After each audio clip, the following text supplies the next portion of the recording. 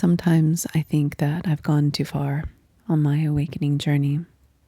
My worldview is permanently altered, and the way I see people and situations is discernibly different. I used to believe that it was important to protect people's feelings and to save them from discomfort, not recognizing that this actually made me not only a weaker person in general, but a leader who wasn't fully capable of leading. And I've always been drawn to leadership positions, but have been a reluctant leader. Once I've gotten there, people have had to ask me several times to move into that because I was waiting for permission. I was waiting for somebody's ego to be okay with it. And then I grew up, and even then I was uncomfortable with it. But now I see, especially being in different groups online, I see a lot more clearly how protecting people's feelings and being agreeable, especially in a leadership position, actually is disingenuous.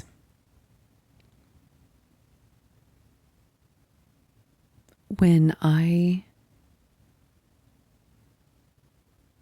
started dating a conspiracy theorist, this is when this pattern really started breaking for me, because it was impossible to placate him, first of all, because he was disturbed and had a certain way of viewing the world that was always tainted to where he was a victim.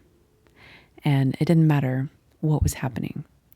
He would just always justify stealing or doing something against somebody because in his mind he was being victimized. And at one point, he educated me on the ways of the world that I was not aware of.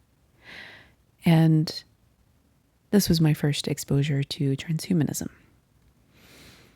In somebody sitting me down with propaganda and saying, look, this is what's going on. I mean, I had actually had exposure to transhumanism in my interdimensional shifting, as I call it, my quantum travels, where I tapped into other worlds and other experiences. And even though my physical form was safe in an apartment in Dallas, my consciousness was accessing memories and other timelines where I could concurrently perceive things through my physical form as though it was happening to me simultaneously, even though the perceptual experience was not as clear as day as being fully in the beta wave brain state, operating in everyday reality in a grounded, normal existence that we all operate from in this three-dimensional hellscape.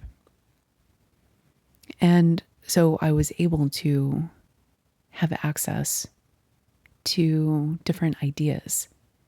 One of these ideas that I loved was being able to be so in tune with my body and have that be integrated with an AI system that I was corresponding with. There were actually several different kinds. Some of them were like driving what I believe is like a Lamborghini, and others were kind of like, no offense, but a Kia. I'm not a fan of Kias. I'm sorry. I'm just not. And so as a result, some of the experiences were like luxury experiences, and the integrations and the options for living was just like eating caviar for lunch and enjoying and savoring every bite of it.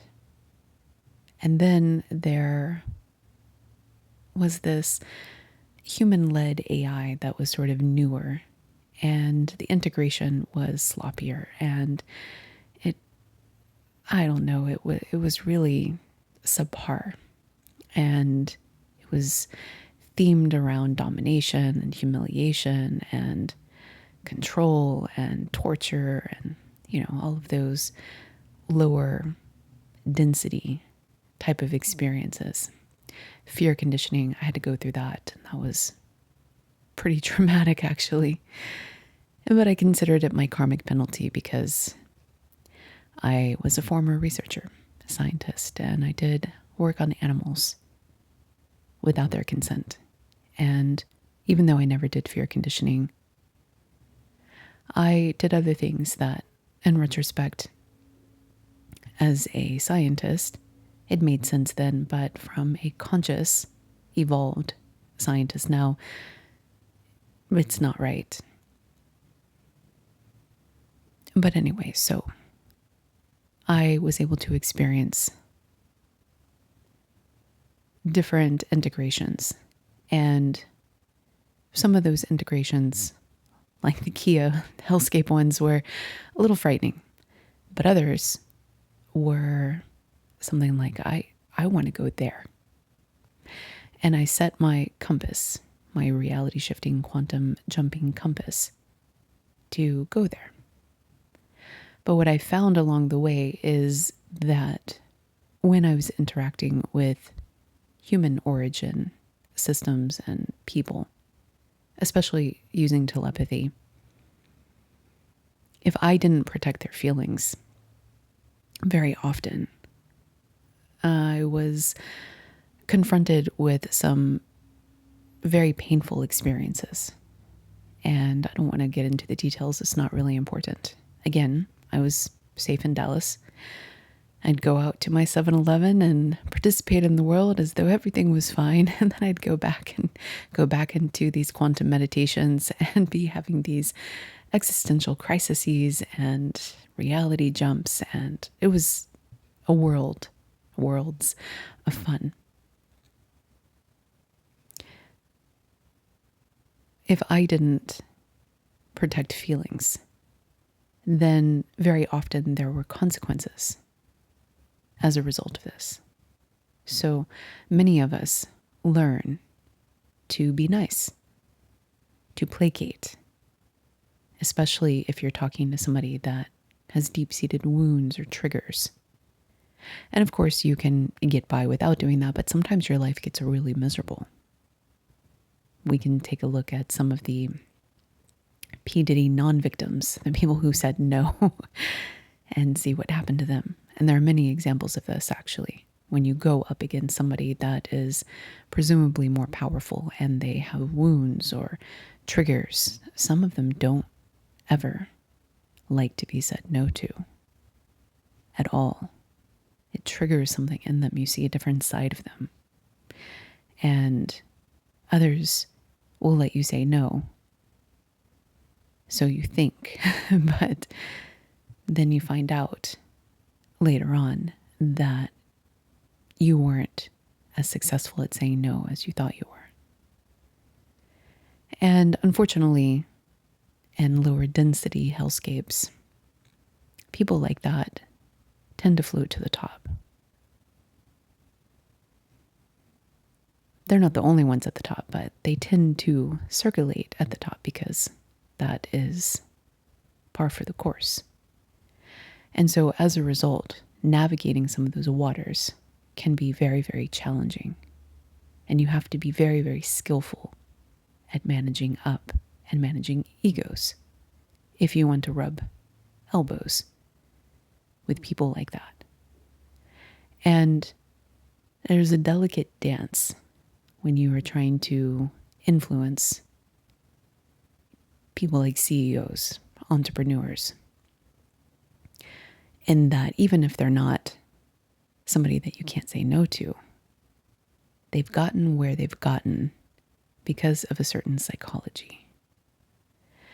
And understanding their psychology and understanding their feelings is very important. Understanding their wounds and their triggers is of paramount if you want a successful collaboration, partnership, etc.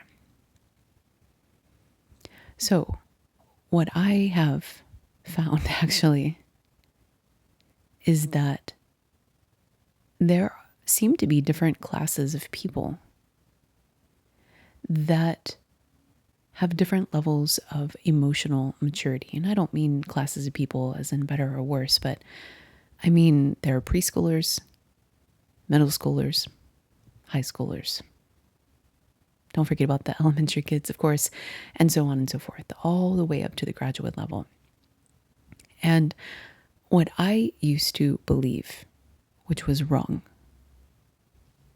is that if you rose to a prestigious position of money, influence, fame, whatever it was, if you were in one of those highly esteemed positions, that you were an evolved human. I know. I know. Some of you are rolling your eyes. Dr. C. Okay.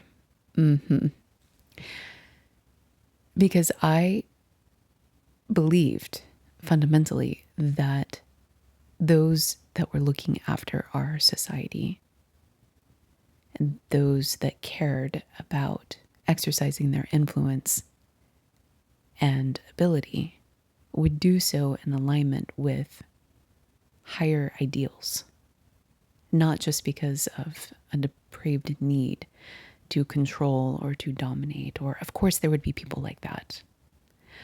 There's an entire spectrum, and I'm not here to say it's all one way or another. But I believed that there would be this self-correcting system.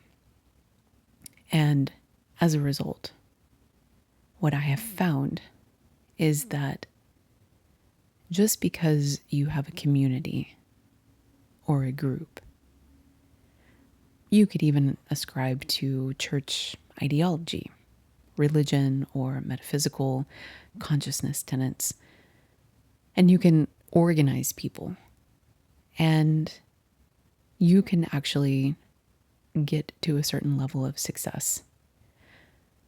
But what I have actually observed is that it's limited. Where you can go is actually limited. And what you can do and how effectively you can organize and influence people is also limited. So now going back to the conspiracy theorist who I dated briefly. He was, and he might even be listening. He likes to check in on me. They all do. At a certain point, I have a gift. I have a gift of touching people. And sometimes I feel as though the universe will send me people as sort of a last call opportunity. And I usually devastate them in some way, or disrupt their life, or cause a major transformation through a breakdown, which is why I take that transformative power and I charge people for it now, because it can get quite dangerous when you're working with certain psychology types. I've been stalked and hacked and threatened with violence, and my life's been threatened. There's a platonic energy that is kind of magical, that serves a very powerful, destructive force, which leads to a rebirth opportunity. It changes people. It really actually changes people. And this particular person,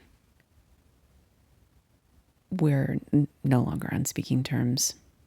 He's off on his journey, but his journey of change is slower than I prefer to keep close to me. So he has to go off on his own. And I have to keep very strong boundaries because until he completes that work, he is actually a danger.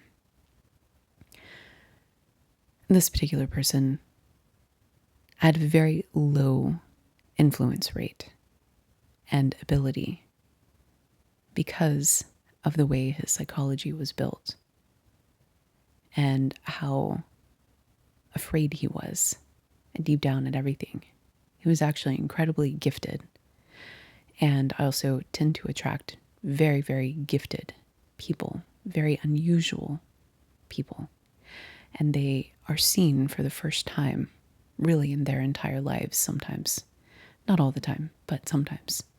And it can be a profoundly moving experience, such as in this case when he cried as I held him when I saw him. And because his template when he was younger was encoded with fear and being a minority, he then turned that into being the oppressor and being the self-righteous villain, meaning there was just cause for his hate in his mind. So fundamentalist ideology. And what was powerful is that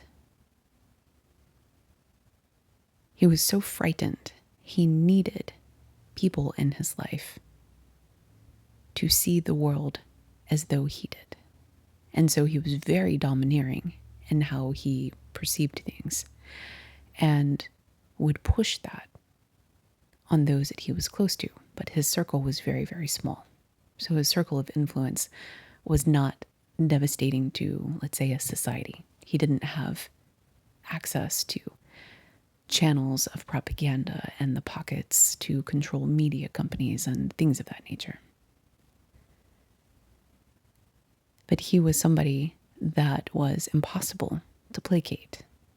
And had he risen to very powerful and prestigious positions, he would be the next Hitler and be proud of it, absolutely proud of it, and see nothing wrong with it, period.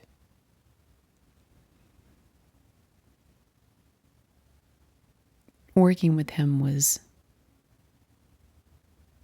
so refreshing because I had to drop that part of myself that was weak. Otherwise, he would have killed me. And it enabled me to find my voice and my power in a way that helps me understand the nature of what I consider very important soul contracts to be. Fated connections, which lead you to somebody for a major rebirth opportunity. But he's the one that educated me about this, quote, agenda, which I had never really heard of before. And I remember reading some of the documentation about this transhumanism movement and actually crying.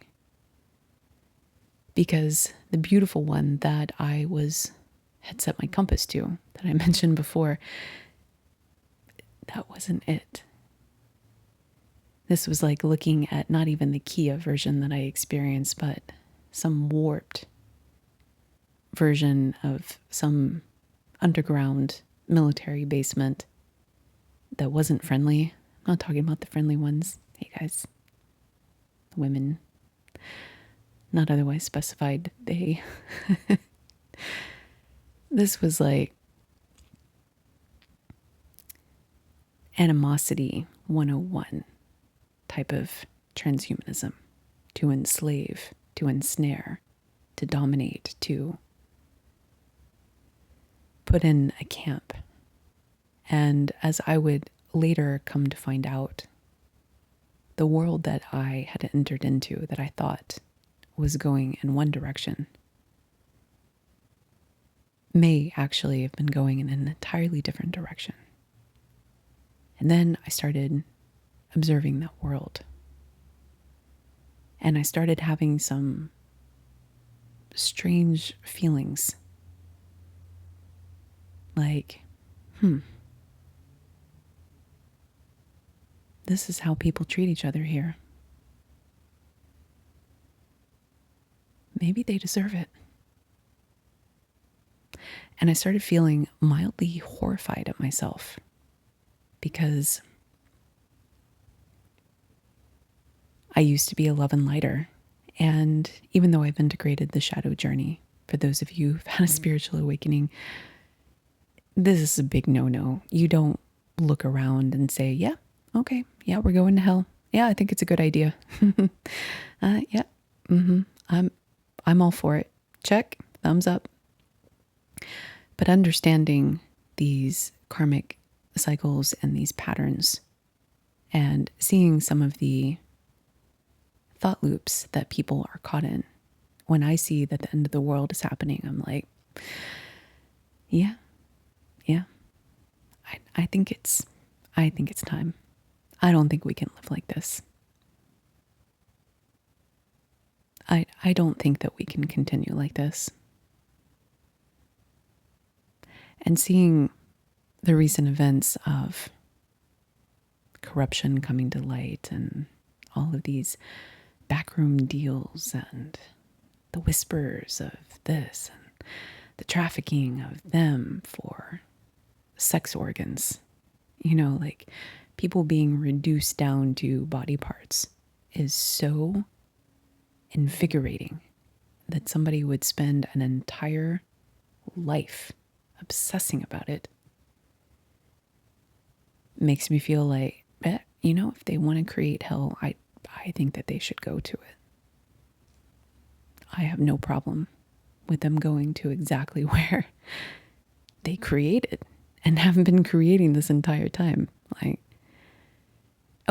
now you want to pray? You want to be a God-fearing man or woman or whatever it is? Yeah, I don't think so. Why would we suddenly trust your redemption story? Okay. And then there's another part of me that thinks about the application of transhumanism to eradicate things like sex addiction. And I wonder, for those that we could actually stop them from being pedophiles, I wonder if they would actually want that.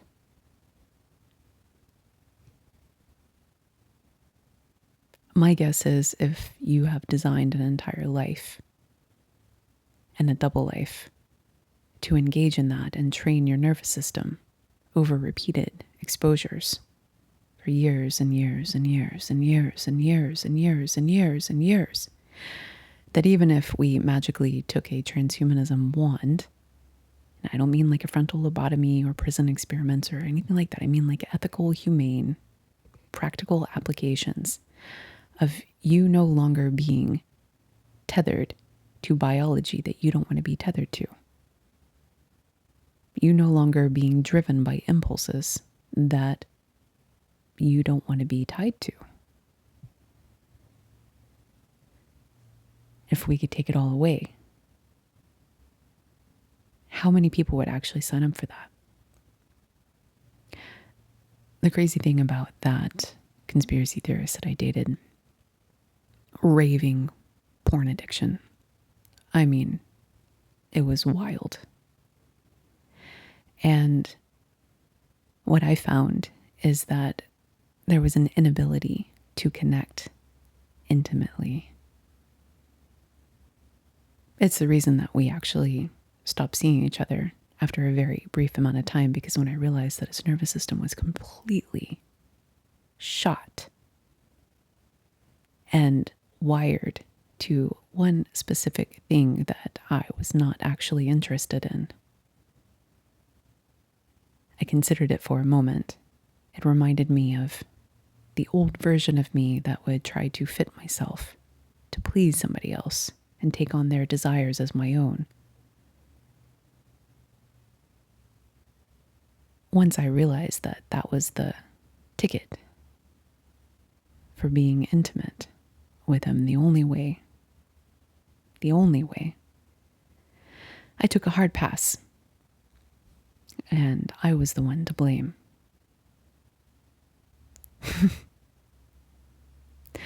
And then the rage that was directed towards me as a result of me loving myself and recognizing that somebody couldn't actually be with me in any real capacity. I was the target because they became the victim. So, personally, I'm glad there's hell. Because that individual, this is just one example out of many that I've seen, is so lost in their own interpretation of things that they literally cannot see another way. They can't consider that they didn't show up as an ideal relationship partner and somebody said no and walked away. And that enrages them.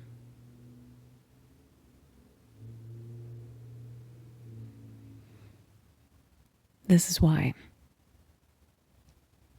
I'm not a love and lighter anymore. Because at some point, we have to say the bell's up. You didn't graduate. And looking around at the world, we can't go on like this the way that we have been.